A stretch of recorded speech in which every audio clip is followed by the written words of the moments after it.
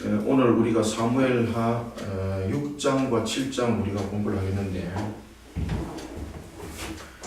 사무엘하에 특히 이제 우리가 나타나는 내용들을 보면은 우리에게 굉장한 의미로 다가오는 것들이 있습니다.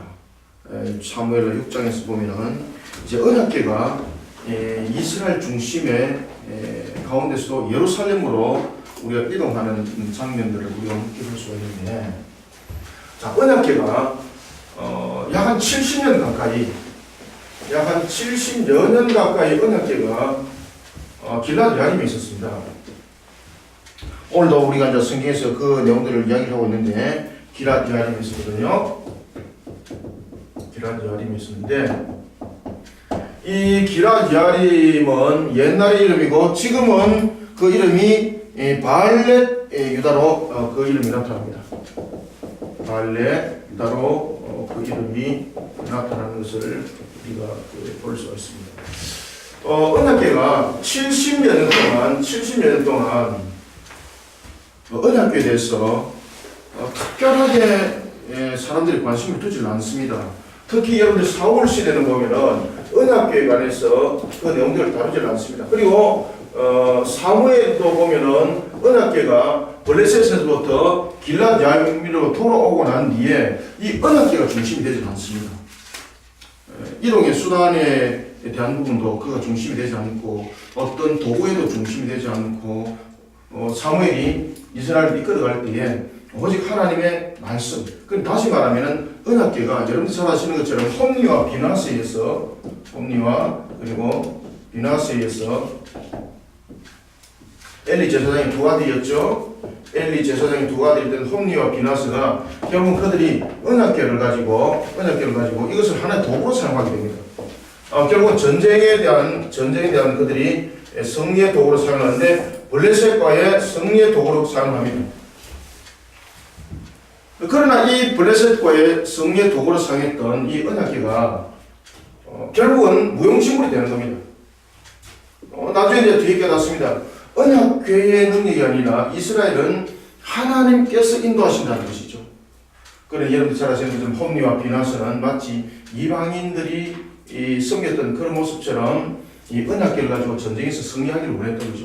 그로 인해서 결국 이 언약궤가 빼앗김을 당하게 되고, 그리고 이것이 블레셋에 빼앗김을 당해서 블레셋 산당에 있다가 이 언약궤가 다시 길라드 야림으로 돌아오는데, 이 길라드 야림으로 돌아와서 이 언약궤가 어디에 안치되는가 하면은 오늘 본문에도 우리에게 나타나고 있는 것처럼 아비나답 집에 70년을 있게 됩니다. 아비나답 집. 그러면 다윗은 이러한 언약궤를 왜 예루살렘으로 이동하려고 그렇게 그가 신경을 쓰고, 그리고 언약궤를 왜 예루살렘으로 이동하려고 그가 특별하게 관심을 가지고 있었을까라는 것입니다. 그것은 바로 예루살렘으로 이동하는 데 있어서는 12지파를 하나로 묶을 수 있는 하나의 유일한 것이 바로 언약궤였습니다. 여호와 신앙이었죠. 하나님을 향한 신앙.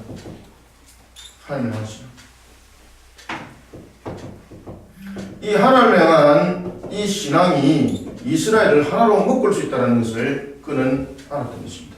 뿐만 아니라 그가 예루살렘을 먼저 정복했던 것도 언약의 성취죠. 가나안 땅에 관한 하나님의 언약의 완전한 성취.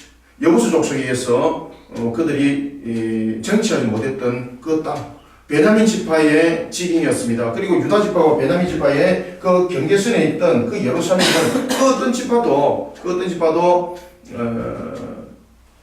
차지하지 못했던 그 기업의 땅, 그 예루살렘을 다윗이 이스라엘의 이름으로 그 예루살렘을 그가 정복을 하게 되는 겁니다. 그리고 그가 한 2년 뒤에 예루살렘에 언약궤를 안치하게 되는데, 그것은 바로 이 이스라엘의 12지파, 비록 그가 북쪽 장로들에 의해서 기름 부음을 받았습니다. 그죠? 북쪽 지파에서 기름 부음을 38살 때 기름 부음을 받고, 그리고 그는 30살 때에 또한 남유다 장로들의 중심으로 기름 부음을 받고, 이렇게 그가 3번의 기름 부음을 이렇게 받는데, 그럼에도 불구하고 가장 중요한 것은 뭔가 하면은 누군가가 나를 사람이 인정해서 이스라엘이 하나가 되는 것이 아니라는 것은 다윗이 이미 느껴서 아는 거예요. 이미 많이 경험을 했고 수많은 사람들로 인해서 그런 상처도 많이 받아봤고, 그런 다윗이 이스라엘을 하나로 묶을 수 있는, 다시 말하면 12지파의 그 계승들의 뚜렷한 이 계승들을 하나로 묶어 나가서 정말로 하나님의 나라로 만들 수 있는 그 길은 무엇인가? 바로 하나님을 향한 신앙으로 이스라엘을 하나로 묶는 것이었습니다. 하나님을 향한 신앙으로 이스라엘을 하나로 묶는 것만이 통일된 이스라엘을 이끌어가는 방법이었던 것입니다. 그런 다윗이 하나님의 결정을 짓습니다. 그것은 바로 뭔가 하면 길앗 야림에 70년 동안 방치되어 있던 아비나답의 집에 있던 그 언약궤를 어디로 옮긴다? 그렇죠. 예루살렘으로 옮기는 것이었습니다. 그런데 이 예루살렘으로 옮기는 과정 속에서 오늘 사무엘하 6장에 보면은 한 사건이 터지게 되고, 그리고 그 일로 인하여서 다윗이 굉장히 근심하더라, 수심했더라 라는 내용들을 다루고 있습니다. 자, 그러면은 우리는 오늘 이 본문을 통해서 하나님의 신앙으로 우리가 달려갈 때도, 그리고 하나님의 신앙으로 공동체를 하나로 묶을 때도 그 기준이 있다는 것을 여러분 아셔야 돼요.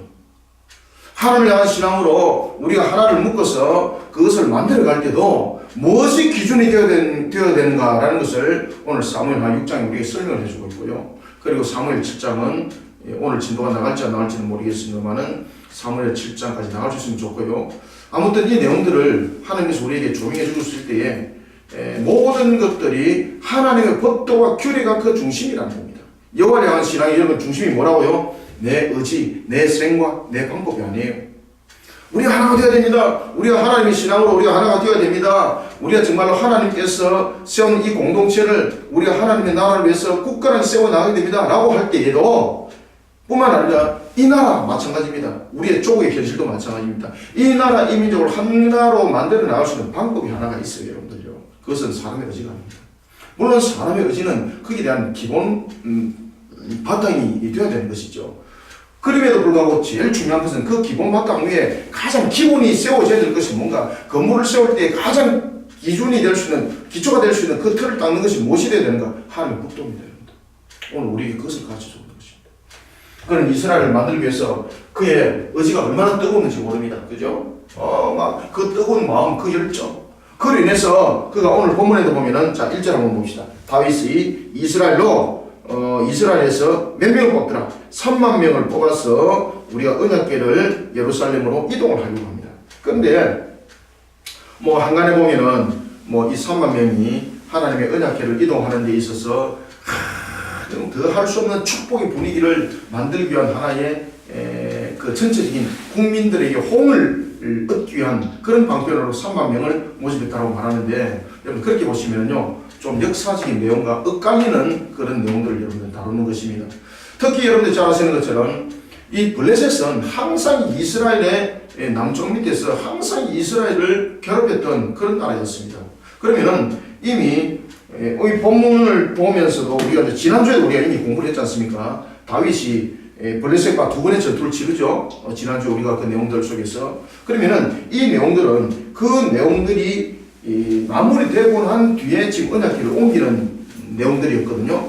그러면은 다윗이 블레셋과의 그 관계적인 측면을 아직도 모든 것이 해결되지 못하는 것을 그가 이미 보고 있었고, 그리고 혹이나 언약궤를 이동하면서 이스라엘의 문제가 생겨줘야 되는 거예요.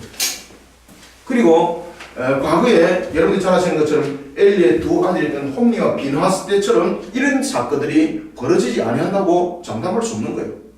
그래서 다윗이 3만 명을 오늘 본문의 1절에 보면은 이스라엘에서 뽑은 3만 명을 다시 모으고라는 말들은 여기서 뭔가 하면 다시 모았다는 이야기죠. 그래서 여기서 여러분들이 중요 요점을 찾아야 되는 거예요. 다시 모았다는 것은 앞전에 블레셋과의 전투가 이미 있었다는 거죠. 그래서 다시 모았다는 것은 블레셋과의 가까운 발렛 유다, 다시 말하면 이 발렛 유다는 예루살렘으로부터 약 한 3km, 5km 정도 떨어진 지역이었고요. 그리고 이 지역이 블레셋과 벽이 가까운 지역이었습니다.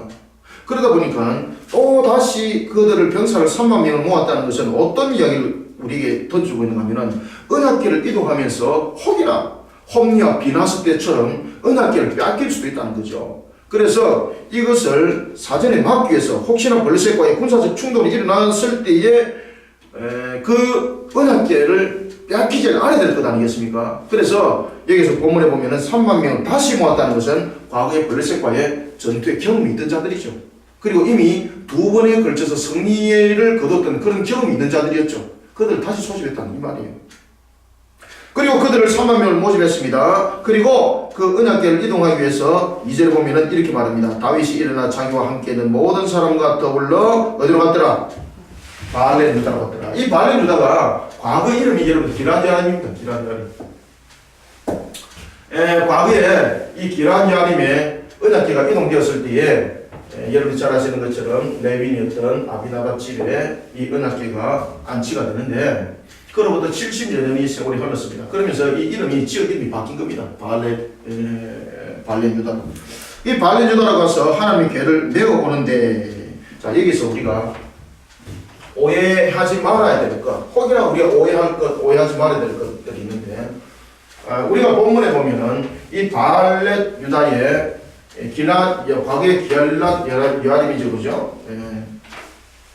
아비나답 집에 언약궤가 안치됐을 때의 언약궤는 여러분 잘 아셔야 될 것은 이 언약궤가 아비나답은 하나님의 법대로 여러분을 그대로 언약궤를 안치시켰다고 여러분 그렇게 보시면 딱 맞습니다. 그러면 이 언약궤에 양쪽에 여러분들 잘 아시는 것처럼 양방향에 이렇게 고리가 있죠, 그죠? 이렇게 언약궤면은 이 상태로 언약궤 무조건 이렇게 유지를 해놔야 되는 겁니다. 이 채를 빼면 안 돼요.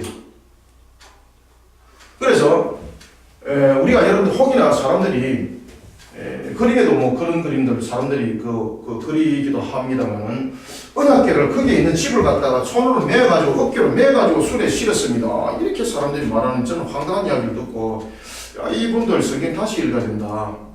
여러분들 아비나답 집은 여러분들 잘 아시는 것처럼 하나님의 언약궤가 70년 동안 있으면서 하나님의 법도와 그 규례를 지켜나갔던 집안입니다.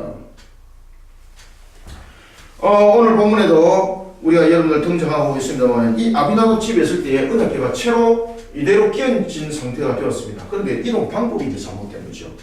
그죠? 이동 방법이 잘못된 거죠. 이동할 때 언약궤를 손을 댄 건 아닙니다. 언약궤를 메고 언약궤를 이렇게 메고 그 이동을 시키는데 새 수레를 만들었다는 거죠. 근데 문제가 새 수레가 문제입니다.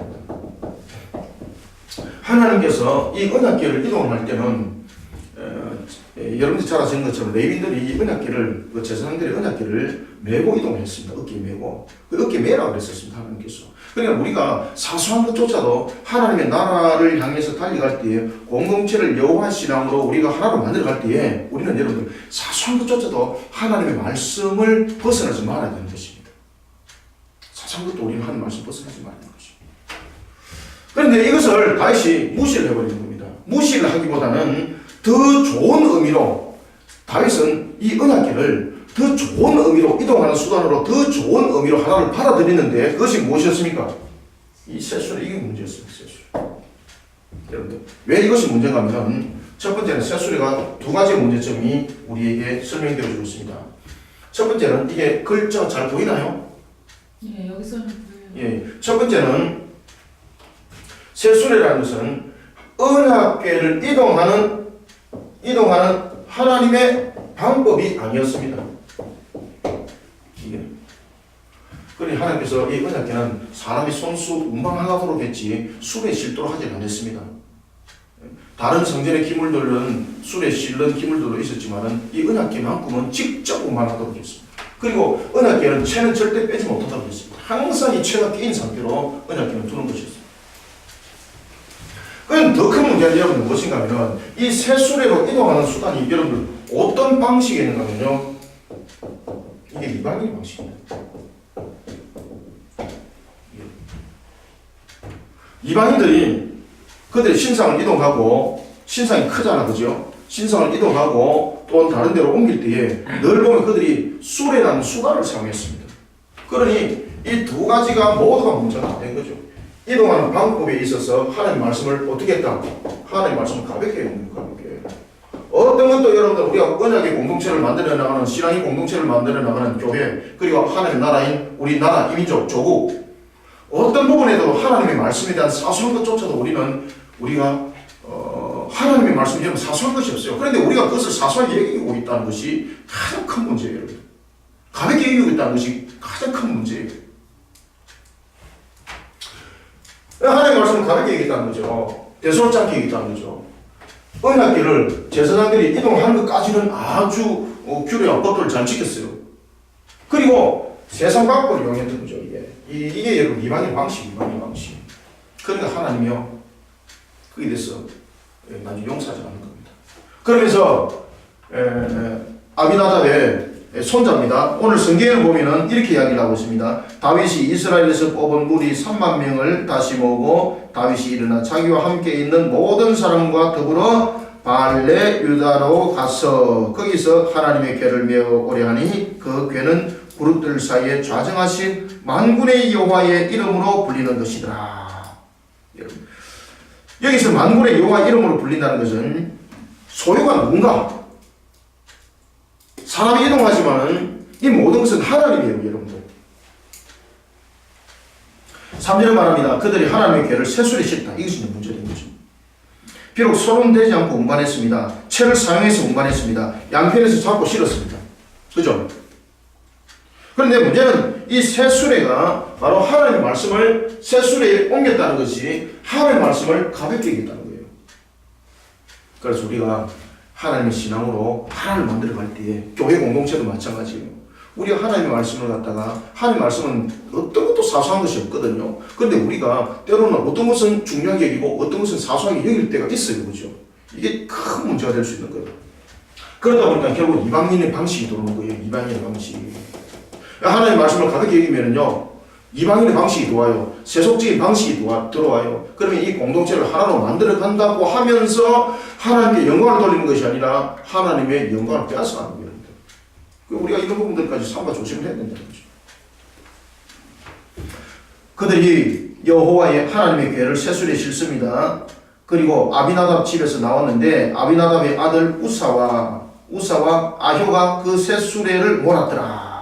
자, 여러분들 여기서 이제 여러분 착각하지 말아야 될 것은 여기서 아비나답의 아들 우사와 아효라고 우리가 이제 설명되어 있는데 아비나답 집에 여러분들 한 70년간 머물렀거든요. 그러면은 여러분들이 이제 잘 아셔야 될 것은 이 아비나답의 직접적인 아들이라기보다는 손자 또는 정손자로 여러분들 보시면은 더 정확해요, 여러분들.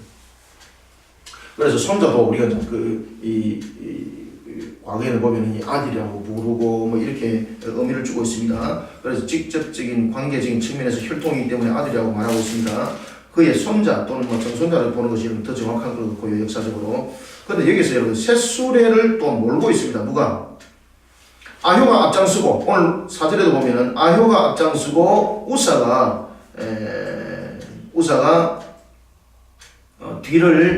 옆을 따라갑니다. 히브리 직역성경에 보면은 내용들을 그렇게 잘 쓰고 있습니다.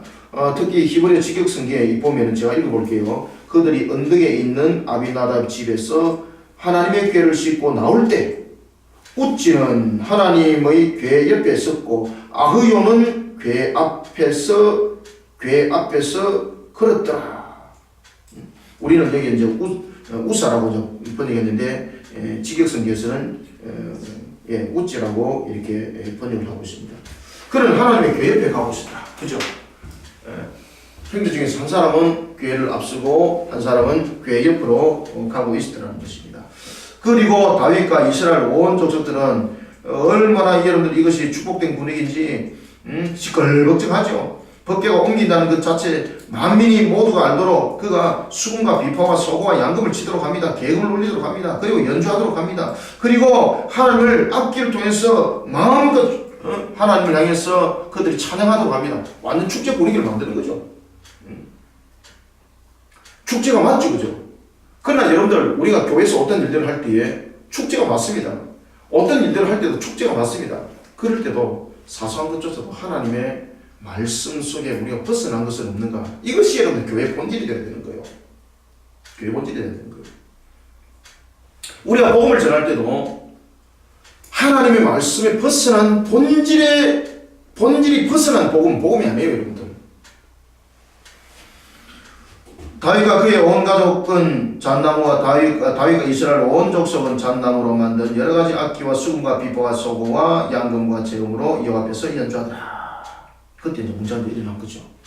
그래서 하나님이 잠잠히 계시다가 이제 하나님께서 이들의 잘못된 신앙을 지금 두드려 고치는 거예요. 지금 다윗도 하나님의 말씀을 지금 가볍게 얘기한 부분들이 있었던 거죠. 물론 축제는 맞아요. 이스라엘을 하나로 만드는 데 있어서 하나님의 언약궤가 이동한단 말이죠. 그런데 이 모습들을 여러분이 가만히 보면은 마치 홈리와 비나스 모습 같은 그런 모습이 여러분 보이지 않습니까? 엘리 제사장의 두 아들이 있던 홈리와 비나스 같은 그런 냄새가 느끼지 않습니까? 그러니까 하나님이 이 언약궤가 예루살렘으로 이동하기 전에 먼저 다윗으로 하여금 그리고 이스라엘 백성들로 하여금 하나님을 향한 신앙 그리고 하나님을 향한 신앙으로 공동체가 하나가 되기 위해서는 먼저 기본이 무엇이 되어야 되는가?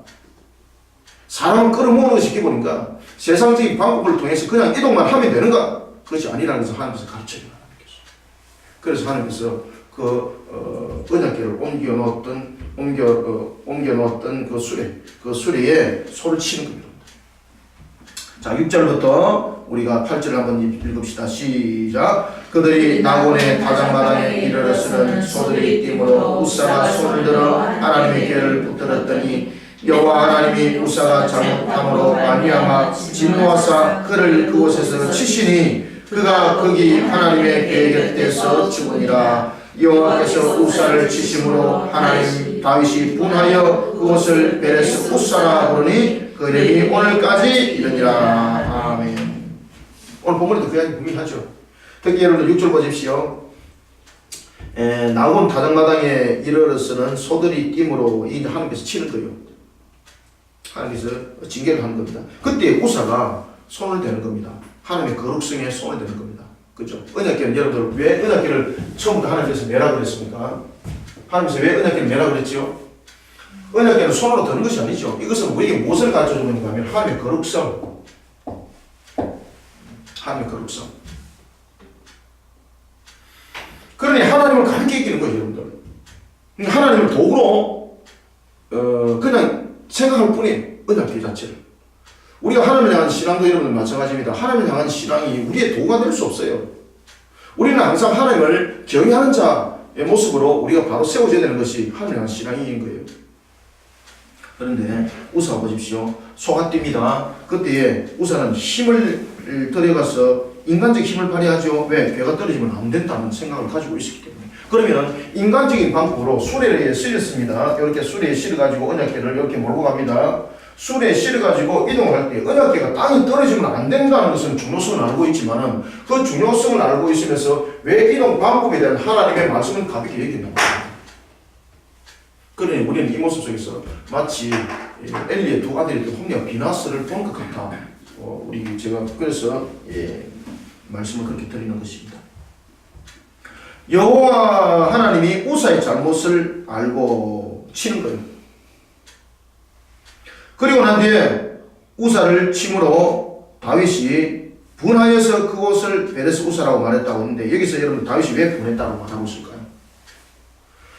히브리 직역 성경도 보면은 똑같이 그렇게 번역을 하고 있었거든요. 여기서 히브리 번역 성경도 보면은 뭐라고 번역하고 있는가 하면은 8절 보면은 다윗은 여호와께서 우자를 갑자기 치셨기 때문에 화를 내었다. 그래서 그곳을 페레츠우치라고 이날까지 부른다. 이렇게 직역하고 있거든요.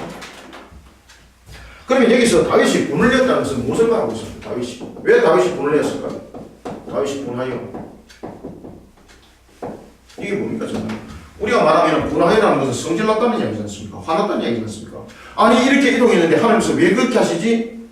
섭섭하다는 이야기죠. 화났다는 이야기죠. 이럴 수 없다는 거죠. 쉽게 말하면 좀 삐겠다는 이야기죠. 그런데 여러분, 번역을 여러분들이 보시는 눈 속에서 우리의 인간적인 눈으로 본문을 그렇게 보시면 안 돼요.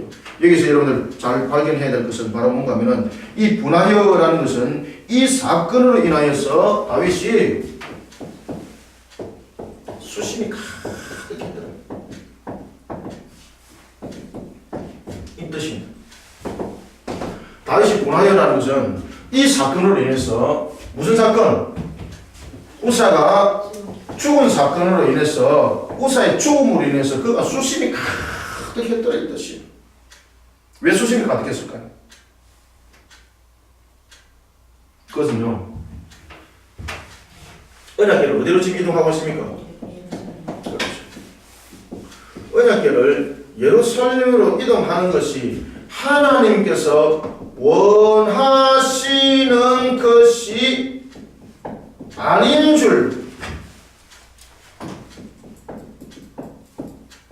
줄로 수심이 가득했다는 거예요. 그러니 자신의 언약궤로 이동하는 이 자체를 하나님이 싫어하신다는 그런 다윗이 판단이 있었던 거죠. 그래서 수심이 가득하다. 그래서 다윗이 분하여라는 이 단어를 쓰고 있는 것입니다. 이것은 뭐 개인적으로 하나님이 이럴 수 있어요? 뭐 이것이 아니라 내가 지금 하나님 향해서 내가 지금 뭔가를 잘못하고 있구나.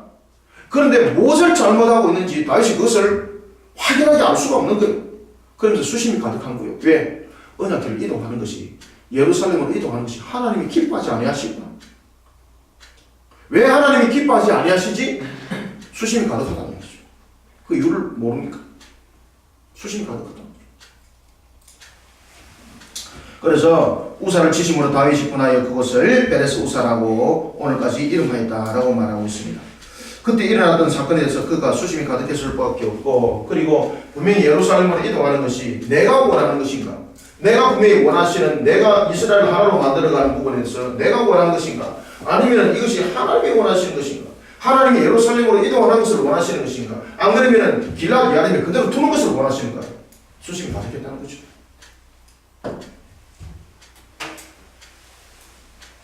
다윗이 9절부터 10절 읽습니다. 시작. 다윗이 그날에 여호와를 두려워하여 이르되 자수. 아멘. 자, 그러니까 여러분 보시면은 다윗이 분하여라는 것과 다윗이 여호와를 어떻게 해서? 그렇죠. 두려워. 그래서 여러분 분하여라는 것이 두려워와 함께 연결시켜서 그 내용들을 우리가 분명히 함께 보셔야 됩니다. 따라서 다윗이 분하여라는 것은 언약궤가 예루살렘으로 이동하는 것이 하나님이 원하시는 것이 아닌 줄로 그가 수심이 가득했다는 거죠. 자, 계속해서 읽습니다. 자, 9절, 10절 다시 시작. 다윗이 그날에 여호와를 두려워하여 이르되 여호와의 궤가 어찌 내게로 오려 하고 다윗이 언약궤를 옮겨 다윗성 자기에게로 오며 가기를 절대하지 아니하고 가느 사람 오벳에돔의 집으로 메어가니라. 아멘. 이동 방법이나 우사에 겸손하지 못한, 하나님을 향한 경건하지 못한 그런 행동으로 화를 자초했다기보다는 언약궤를 이동하는 것이, 예루살렘으로 이동하는 것이 하나님이 뜻이 아닌가. 그러면 여러분 보십시오. 하나님의 말씀에 대해서 가볍게 이거 사성이니까 지금 이 사건을 통해서 이것을 깨달아야 되는데 못 깨닫는 거 여러분 아시겠습니까? 우리가 공동체를 하나로 만들어가고 그리고 하나님께 영광을 돌 때도 여러분 하나님의 말씀은 사소한 것이 아무것도 없어요. 하나님의 말씀을 우리가 가볍게 얘기하는 것 자체가 여러분들요 신앙으로 갈 수 있는 방법입니다. 사탄이 그렇게 우리를 미혹을 하고 있습니다. 가볍게 얘기하면 안 돼요, 여러분들. 이 사건이 벌어졌으면 그는 여기에서 깨달아야 될 거잖아, 그죠? 근데 못 깨닫습니다. 왜? 이미 하나님의 말씀을 가볍게 여겼어요. 그러니까 그가 원인을 어디에 찾습니까? 다른 데서 찾는 거예요. 우리들의 신앙에 문제점이 생겼습니다. 그러면 여러분 우리는 처음부터 어디로 돌아가야 돼요? 말씀으로 돌아가야 돼요. 종교개혁 1517년 10월 31일 날 종교개혁. 이제는 내년이 되면은 종교개혁 500주년이에요. 우리나라 민족도 마찬가지입니다. 한국교도 마찬가지입니다. 우리 그리스도교도 마찬가지예요. 모든 것들은 여러분들 우리가 항상 하나님의 말씀의 근본으로 돌아가서 그 원인들을 찾고 항상 하나님의 말씀의 근본으로 돌아가는 것이 개혁이에요. 개혁은 무엇이라고요? 개혁은 여러분들 새롭게 하는 것이 아니에요. 사람들은 개혁 그러면 이것을 새롭게 하는 것으로서 말하고 있는데 아니에요, 여러분들. 개혁이라는 것은 완전한 하나님의 말씀으로 돌아가는 것이 개혁이에요. 우리가 변질된 거예요.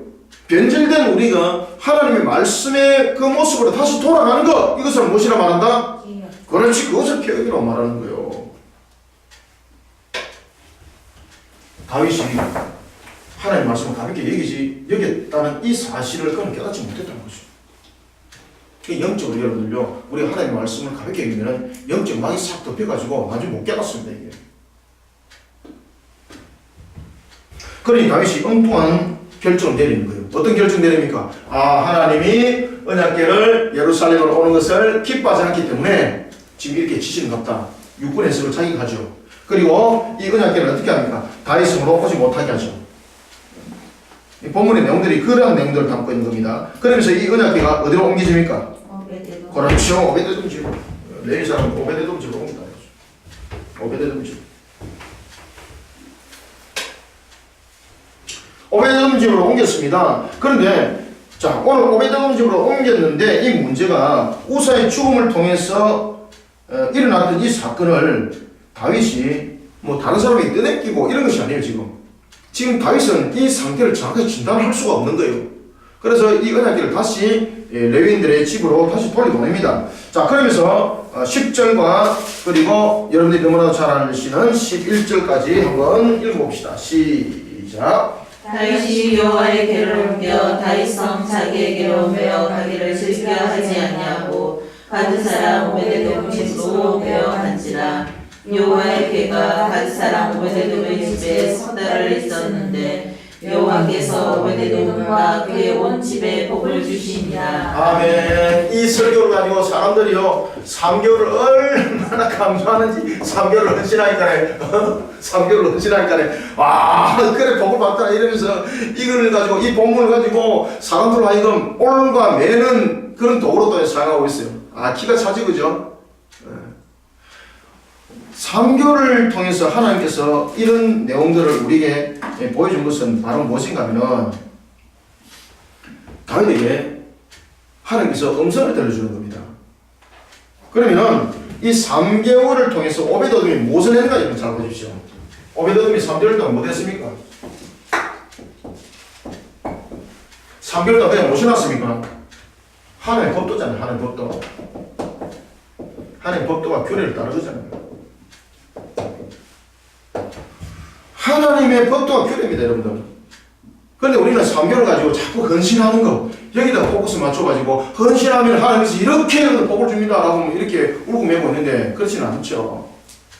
아무리 여러분들 헌신하고 봉사도 하나님의 법도를 어기면 이미, 여러분들이 잘 아시는 것처럼, 누굽니까? 우사에 대한 부분과 아효에 대한 부분에서도 이미 나타나고 있는 것처럼, 그들을 쳤잖아, 그죠? 그 집에 여러분들 70년 동안 여러분들 그 언약궤가 잘 보관이 되어 있었습니다. 근데 하나님께서 왜 치시느냐고요? 그러면 오베데돔 집에서는 왜 하나님께서 그 집안을 갖다 부었냐고 말이죠. 이 오베데돔에 여러분 나중에 보면은 역대 상하에 이제 넘어가게 되면은 이 62자손이 이 오베데돔의 62자손까지 하나님으로부터 큰 축복을 받아요, 여러분들. 그래서 3개월을 잘했더니 라고 얘기 핵심 포인트 두시면 안 돼요, 여러분들. 이 3개월은 우리에게 무엇을 담고 있는가 하면 첫 번째, 그들의 모습들은 무엇을 담고 있는가? 하나님의 법도와 규례대로 그 모든 것을 지켜나가더라는 것입니다. 사소하게 하나님의 말씀을 사소하게 얘기하지 않더라는 것입니다. 우리가 섬기는 것도 하나님의 법도와 규례를 벗어나서 섬기면요 하나님을 영광하게 하지 못하는 거예요. 하나님께 영광을 돌리지 못하는 거예요. 그거는 오늘 본문도 여러분들 나타나고 있지 않습니까? 새소리를 만들었잖아요. 그러면 얼마나 하나님께 여러분 직업정성을 다 바친 겁니까? 그게 하나님 치더라는 거죠. 그러니 3개월을 잘했기 때문에 복을 받더라 이렇게 포커스를 맞추면 안 돼요. 아무리 잘해도 여러분이 잘하신 것처럼 다윗도 잘하려고 새술에 그리고 우사도 잘하려고 언약궤 떨어지는 거 손으로 잡았잖아요. 얼마나 헌신적인 봉사예요. 새술에 실었어요. 얼마나 여러분들 섬김이 분명해요. 그런데 치더라는 거예요. 그런데 오베데돔 집에서는 치는 것이 아니라 하나님께서 복을 보여주더라는 거죠. 이것이 뭔가 하면은 여러분들의 가정과 그리고 한국교회, 우리 그리심교회 이 나라 이민족이 번성을 누리는 생육번성 창세기 1장 28절에 그 말씀의 언약의 역사가 일어나는 것은 결국은 하나님의 말씀을 가볍게 여기지 아니하고 인간들이 사소하게 여겼던 것조차도 하나님께서 우리에게 주신 것은 사소한 말씀이 없어요. 이 모든 말씀을 중요하게 여기고 그 말씀을 따랐다는 거예요. 그러니 하나님께서 축복했다는 겁니다. 다윗이 그것을 깨달은 거예요. 따라서 3교리라는 것은 우리가 온 직업 정성을 바쳐서 잘 섬겼다 이것이 아니고 법도와 규례 하나님의 말씀을 사소하게 여기지 않더라. 이것을 우리에게 가르쳐주고 말하고 있습니다. 그러므로 이 3개월에 대한 축복은 언약궤를 모셔올 다윗에게 하나님께서 방법을 가르쳐주는 거예요. 그리고 이 3개월을 통해서 언약궤가 길란 여아림에서 분명히 빠져나왔습니다. 오베데돔 집은 길란 여아림이 아니지 않습니까? 그럼에도 불구하고 축복했다는 것은 분명히 언약궤가 길란 여아림을 떠나서 오는 것은 맞다는 이야기예요. 그런데 오베데돔 집을 하나님께서 축복했다는 거죠. 거기서 다윗이 무엇을 봤습니까? 하나님의 법도와 규례, 사소한 말씀조차도, 인간이 사소하게 여겼던 것조차도 하나님은 우리에게 사소하게 준 사실이 없는데 우리가 사소하게 여겨서 망각했던 것조차도 오베데돔 집에서는 그것을 지켜나갔다는 것입니다. 그래서 다윗이 이제 깨닫는 거예요. 아하, 맞구나. 하나님께서 이 언약궤를 예루살렘으로 이동하는 것을 기뻐하시구나. 기뻐하시기 때문에 오벳에돔의 이 가정을 3개월 통해서 축복한 것은 너의 생각은 맞다는 거죠. 이동하는 것은 맞다는 거죠. 이스라엘을 하나로 만들어가는 것은 하나님의 말씀의 중심에 써야 되는 것은 맞다는 거죠. 여러분이 잘 아시는 것은 언약궤 안에 뭐가 들었습니까? 두 돌판에 새겨진 말씀만 남아있지 않습니까? 그러면은 말씀이 이동하는데 말씀을 지키지 않으면 이게 어느 도단이죠. 맞지 않습니까? 말씀 중심에 이스라엘을 두는데 말씀을 지키지 않으면은 이건 어느 도단이죠. 이건 이중신앙이죠. 그래서 하나님 치는 거예요. 이 다윗이 못 깨달으니까 오베데돔 집을 석 달 동안 하나님께서 그 법도와 규례를 지키던 그 가정 축복해가지고 다윗을 하여금 영적 눈을 뜨게 하시고 깨달아 알게 하시는 거예요. 이해가십니까? 그래서 오베데돔과 그의 온 집에 복을 줬다는 것은 바로 궁극적인 후손에 대한 복을 함께 담고 있는 것이었고, 그리고 3개월이라는 것은 오베데돔 집의 축복이 원인이 무엇인가? 하나님의 말씀 따라 행했다는 거죠. 그리고 다윗이 이것을 깨닫고 다윗이 이제 사람들을 불러서 어떻게 합니까? 하나님의 법대로 이제는 언약궤 이동하도록 하는 거예요. 자, 우리가 12절부터 15절을 한번 읽어봅니다. 시작. 어떤 사람이 다윗 왕에게 아뢰어 이르되 여호와께서 하나님의 궤로 말미암아 오벳에돔의 집과 그의 모든 소유에 복을 주셨다 한지라. 다윗이 가서 하나님의 궤를 기쁨으로 메고 오벳에돔의 집에서 다윗성으로 올라갈새 여호와의 궤를 맨 사람들이 6걸음을 당해 다윗이 소와 살찐 송아지로 제사를 드리고 다윗이 여호와 앞에서 힘을 다하여 춤을 추는데 그때에 다윗이 배의 옷을 입었더라. 다윗과 온 이스라엘 족속이 저희를 환호하며 나팔을 불고 여호와의 궤를 메어오니라. 아멘. 여러가지 정황들을 통해서 다윗은 과거 3개월 전이죠. 언약궤를 자신이 잘못 다뤘다는 것을 그가 깨닫습니다. 그리고 오벳에돔 집의 촉복을 보면서 자신이 하나님의 나라를 어떻게 이끌어 가야 되는지, 그리고 모든 것의 중심이 하나님의 말씀이 중심이 되었을 때에 이스라엘을 하나로 만들어가는 것도 인간이 가볍게 이기는 것조차도 하나님이 우리에게 가볍게 준 사실이 말씀이 없다는 것을 명심하라는 거예요. 이랬던 다윗, 나중에 여러분 잘 아시는 것처럼 하나님의 말씀을 또 가볍게 여기죠. 그래서 터졌던 사건이 바로 여러분 잘 아시는 바세바 사건이죠. 그죠? 바세바 사건 터지지 않습니까? 자, 오늘 우리가 본문을 통해서 먼저 우리가 보면은 다윗이 이제 하나님의 말씀을 그가 깨닫고 그가 오베데돔 집에서 이제 예루살렘으로 이동을 할 때에 13절 보세요. 여호와의 궤를 맨 사람들이 몇 걸음 가더라? 6걸음. 왜 여러분 6걸음에서 멈췄을까요?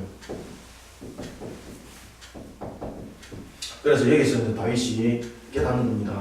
여기서 6걸음이라는 것은 왜 7걸음을 나가지 않고 6걸음을 나가는가 하면 7이라는 것은 여러분들 하나님께서 이루어 놓으신 완전성에 대한 숫자지 않습니까? 그죠? 그런데 6걸음을 멈췄다는 것은 사람이 갈 수 있는 걸음을 멈췄다는 겁니다. 이 6걸음은 히브리인들이 사람의 걸음이라고 말하고 있는데 이 사람의 걸음을 멈췄습니다. 여러분들. 하나님 인도하심을 받겠다는 거죠. 그리고 다윗이 그전에는 새수레에 궤를 실었지만은 이제는 씻다가 아니라 매다가 되는 거예요. 매다. 그렇죠? 언약궤를 메고 가는 겁니다. 제사장들이, 레위인들이 이 언약궤를 메고 가는 겁니다. 그러니까 채를 이렇게 사람들이 이렇게 메고 가는 겁니다. 그러면서 6걸음에서 멈춰버립니다. 왜냐하면 혹이나 이 속에서 하나님의 말씀을 벗어날 것은 없는지 재점검하는 거예요. 그때는 막 수금과 재금과 막 비파를 올리고 막 그냥 축제 분위기만 만들었잖아요. 그래서 우리가 교회에서 어떤 행사를 할 때도 이것이 성경을 벗어나는가를 항상 우리가 예주시를 해야 되고요. 우리가 12월 24일 우리가 행사를 할 때도 여러분들 마찬가지고 어린이 발표를 할 때도 마찬가지고 이것이 하나님의 말씀에 벗어난 것이 있는가 없는가 항상 우리 예주시를 해야 됩니다.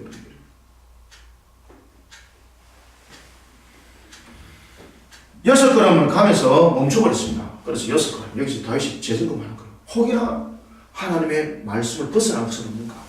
하나님의 법도와 규례를 벗어난 것은 없는가? 그러면서 그가 하나님께 화목제를 드리죠. 번제를 드립니다.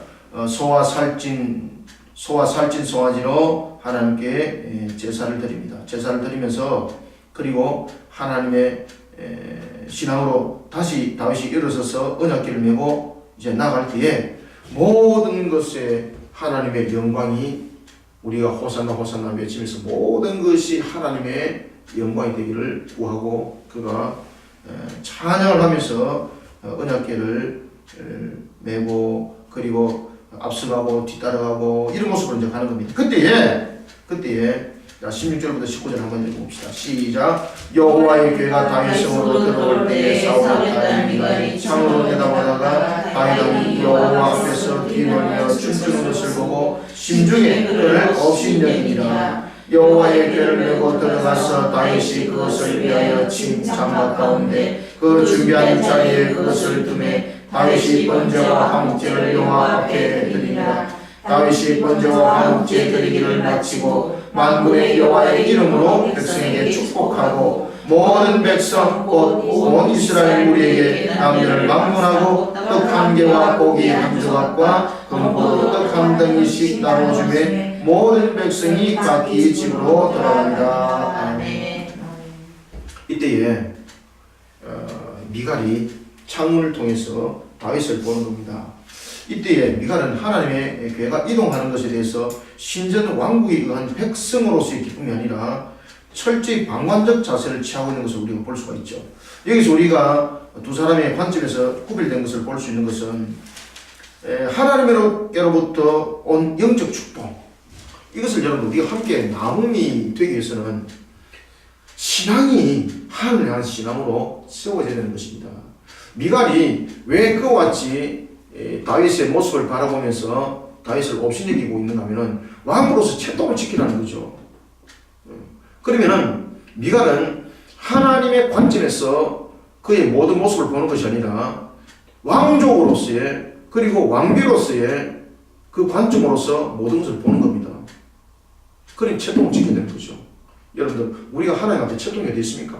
우리는 하나님 앞에 어린아이와 같은데 하나님은 우리 보고 신앙 가운데 달려오는 것이 걸음이 마치 어린아이와 같을지라도 우리의 걸음이 왕처럼 우리가 늠름하지는 못할지라도 마치 어린아이와 같을지라도 하나님 그것을 신앙 가운데 달려오는 걸음은 기뻐하세요. 여러분들. 그래서 미갈의 관점과 이 다윗의 관점이 다르다는 것을 여기서 우리가 분명히 구별해 볼 수가 있습니다. 그러니까 여러분들 보시면 23절을 먼저 한번 읽어봅니다. 시작. 그러므로 사울의 딸 미갈이 죽는 날까지 그에게 자식이 없었더라. 이와 같이 사울 왕의 집안이라는 관점 속에서 그가 내용들을 바라보는 겁니다. 항상 우리는 모든 것들이 하나님의 관점이에요. 그리고 내가 하나님 앞에 나는 어떤 존재인가를 먼저 발견하는 자들이 되시기 바랍니다. 하나님 앞에 우리는 존귀한 자가 아니에요. 하나님 우리를 존귀하게 만들어 주신 분이에요. 우리는 여러분 세상 속에서 자신이 얻은 지위, 내 능력으로 얻은 것이 아니에요. 하나님께서 그렇게 하심이에요. 하나님께서 그렇게 해 주심이에요. 이것을 여러분 우리가 깨달아라는 거죠. 미갈은 그것을 못 깨닫다는 거죠. 그래 하면서 미갈에게 그 태를 거둬버립니다. 여호와의 궤를 이제 다윗성으로 옮기면서 다윗이 얼마나 여러분을 기쁘는지 모릅니다. 그러니까 여러분들이 17절에 보면은 여호와의 궤를 메고 들어가서 다윗이 그것을 위하여 친 장막 가운데 준비한 자리에 그것을 두매 번제와 화목제를 요 앞에 또 드리는 거예요. 그리고 다윗이 번제와 화목제를 드리고 어떻게 합니까? 나누는 거예요. 온 백성들을 하늘 안에 하나를 만들어 나가는 거예요. 그때 오늘 본문도 보면 19절에 떡 한 개와 고기 한 조각 그리고 금포도 한 덩이씩을 나누어서 따라고 이렇게 말하고 있죠. 이거는 뭔가 하면은 화목 제물이 지금 이 예물이 아닙니다. 지금 떡, 고기 한 조각, 금포도 떡니 이런 그 내용들은 금포도 떡니 이런 것들은 특히 떡 한 개와 금포도는 여러분들 보면은 화목 제물에서 나온 나눔이 아니에요. 고기는 화목제를 드리고 난 뒤에 나누는 그 화목제에서 함께 먹는 음식은 맞지만은 여기에 나와 있는 떡 한 개와 금포도는 다윗이 별도로 준비한 음식이에요. 별도로. 그러니까 여러분들요, 하나님을 향한 신앙으로 달려갈 때에 얼마나 그가 하나님께서 우리를 하나님의 중심에 두는 것을 얼마나 다윗도 기뻐했는지 그 신앙, 그러니까 그것을 기쁜 그 신앙을 자기 혼자 맡겨가는 것이 아니라 함께 나누는 거예요. 공동체를 위해서 함께 나누는 거예요. 그러면서 공동체라 이건 또다시 하나님으로 하나로 바라보도록, 하나님께로 향한 하나로 바라보도록, 하나님께로 하나가 향해지도록 다윗이 섬기는 겁니다. 자, 20절부터 23절까지 읽겠습니다. 시작. 다윗이 자기의 가족에게 축복하려 돌아오매 사울의 딸 미갈이 나와서 다윗을 맞으며 이르되 이스라엘 왕이 오늘 어떻게 여호와로신지 방탕한 자가 염치 없이 자기의 몸을 드러내는 것처럼 오늘 그의 신복의 계집종의 눈앞에서 몸을 드러내셨도다 하니 다윗이 미갈에게 이르되 이는 여호와 앞에서 한 것이니라. 그가 내 아버지와 그의 온 집을 버리시고 나를 택하사 나를 여호와의 백성 이스라엘의 주권자로 삼으셨으니 내가 여호와 앞에서 뛰노리라. 내가 이보다 더 나아져서 스스로 천하게 보일지라도 내게 바람과 계집종에게는 내가 높임을 받을지라 한지라. 그러므로 사울의 딸 미갈이 죽는 날까지 그의 자식이 없더라. 아멘. 다윗은 여러분들 잘 보십시오. 자신을 향해서 스스로 왕이라는 칭호를 쓰지 않죠. 21절도 보세요. 다윗이 미갈에게 이르되 여호와 앞에서 한 것이다. 여호와 앞에서 하겠죠. 여호와 앞에서. 항상 우리의 신앙들이 관점들이 하늘에 대한 신앙의 관점이 되어야 되는 거예요. 내가 여호와 앞에서 할 것이다 말이죠. 내가 여호와 앞에서 내가 어찌 내 왕이 될 수 있는. 그것은 곧 이어서 우리가 이제 공부할 7장, 오늘 7장까지 할 텐데 곧 이어서 공부할 7장에도 그 내용들이 그대로 나타나요. 여러분들, 우리는 하나님 앞에서 우리는 왕이라고 말할 수 없어요.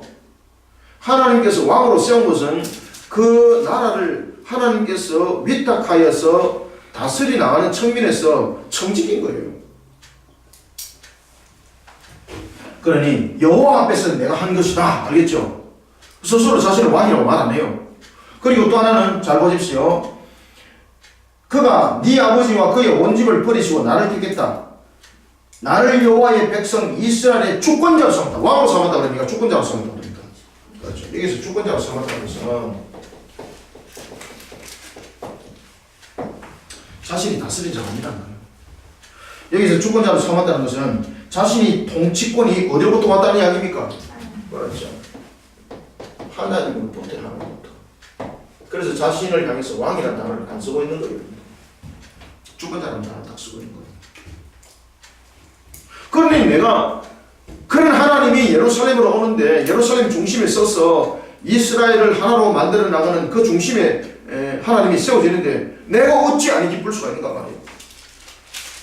그런데 우리는 하나님 앞에 여러분 어디라고 같아요. 22절에 말합니다. 내가 이보다 더 낮아질 것이다. 왜? 누구 앞에서? 그렇죠. 하나님 앞에서 스스로 심지어 스스로 청하게 보일지다. 그렇지만은 하나님이 너가 말했는 것처럼 계실 종들에게는 내가 높임을 받을 것이다. 누가 높임을? 하나님이 높여주신 거예요. 우리는 스스로 하나님 앞에 낮아지는 신앙들이 되시기 바랍니다. 그러면 하나님이요 우리를 높아주는 속에 우리를 세워준다는 것을 알고 오늘 우리가 사무엘하 6장을 우리가 간략하게 봤는데 이 내용들을 통해서 우리가 무엇이 중심이 되는가? 하나님을 향한 신앙의 중심이 공동체를 이끌어가는 것은 분명히 맞아요. 그럼에도 불구하고 하나님의 말씀에 사소한 것은 아무것도 없다. 모든 것이 하나님의 말씀에 바로 세워진 모습이 되어야 된다. 개혁이라는 것도 마찬가지다. 하나님의 말씀을 세웠게 하는 것이 아니라 하나님의 말씀으로 우리가 돌아가는 것이다. 그것이 개혁이라고. 그런 측면에서 우리는 마치 은하와 같아야 되는 거예요. 그런 우리를 하나님께서는 세상 가운데서 높인다는 사실을 아시고 오늘도 이 말씀 속에서 여러분들이 겸손해지는 우리 모두가 되시길 소망합니다. 아멘.